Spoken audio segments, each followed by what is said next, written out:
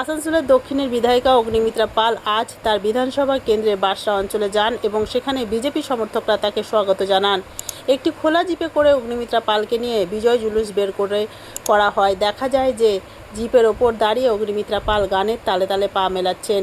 এই নিয়ে যখন অগ্নিমিত্রা পালকে প্রশ্ন করা হয় তখন তিনি বলেন যে বিধায়িকা হওয়ার পর নাচ করা কি নিষেধ। তিনি বলেন যে দীর্ঘ 15 বছর পর এই অঞ্চলের মানুষ মুক্ত হাওয়ায় নিঃশ্বাস নিতে পারছে। তাই আজ যখন তিনি এখানে এসেছেন তখন সমর্থক ও সাধারণ মানুষের বাঁধভাঙা উচ্ছ্বাস দেখা পড়ে। তাই তিনি সাধারণ মানুষ এবং তাদের কর্মী সমর্থকদের সাথে পা মেলান। তিনি বলেন যে তিনি সমর্থকদের এবং সাধারণ মানুষের সাথে সুস্থ সাংস্কৃতিক চর্চাও করবেন এবং বিধায়ক হিসাবে উন্নয়নও করবেন।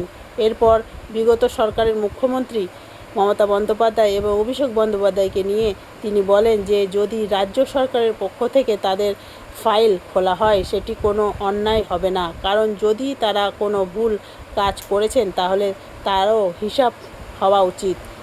এছাড়াও তিনি বলেন যে মুখ্যমন্ত্রী শুভেন্দু অধিকারী পরিষ্কার করে দিয়েছেন যে রাজ্য সরকারের সমস্ত বিভাগের দায়িত্ব নিয়ে কাজ করতে হবে এবং মানুষের কাজে কোনো রকম অবহেলা তিনি বরদাস্ত করবেন না। Green Asansol clean Asansol. क्यों मंत्री होने से डांस नहीं करने का क्या ये मना है क्या? डांस भी करेंगे, काम भी करेंगे, लोगों के साथ भी रहेंगे, कार्यकर्ता के साथ भी रहेंगे, सब मुख्यमंत्री शुभेंदु अधिकारी মহাশয় আজকে আমাদের সরকারে আসার পরেই কদিনের মধ্যেই প্রত্যেকটি ডিপার্টমেন্ট নিয়ে উনি বৈঠকে বসেছেন এবং প্রত্যেকটি আধিকারিককে খুব স্ট্রিক্ট ভাষায় বলে দেওয়া হয়েছে যে যার নিজের দায়িত্ব পালন করবে, নিজের রেসপন্সিবিলিটি নিজেকে পালন করতে হবে। আপনাদেরও যে রেসপন্সিবিলিটি আপনাদের পালন করতে হবে, সাধারণ মানুষের যে রেসপন্সিবিলিটি তাকে পালন করতে হবে, তবেই পশ্চিমবঙ্গ এগিয়ে যাবে। সুতরাং সেখানে হেলথ দপ্তর, স্বাস্থ্য দপ্তর যে আলাদা থাকবে না সেটাই তো স্বাভাবিক, সেটা দরকার।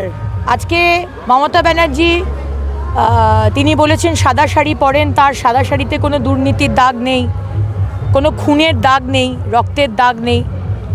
কিন্তু আজকে 15 বছর ধরে আমরা যেটা দেখেছি, আমরা চাই যে মুখ্যমন্ত্রীর খাতাও খোলা হোক, অভিষেক ব্যানার্জির খাতাও খোলা হোক, টিএমসির বড় বড় নেতার খাতা খোলা হোক। তারা কি কি দুর্নীতি করেছে, কি করেনি, তাদের আশকারায় কোন কোন মানুষকে মারা হয়েছে, খুন করা হয়েছে, সমস্ত খাতা খোলা হবে। শুধু অভয়ের খাতা নয়, শুধু অভয়ের বিচার নয়, সাধারণ মানুষ যাদেরকে অত্যাচার করা হয়েছে, কোণঠাসা করা হয়েছে, প্রত্যেকের তৃণমূল নেতা এবং যারা দুষ্কৃতী তাদের খাতা খোলা হবে। এবার ইডির নজরে কলকাতার কয়েকজন কাউন্সিলর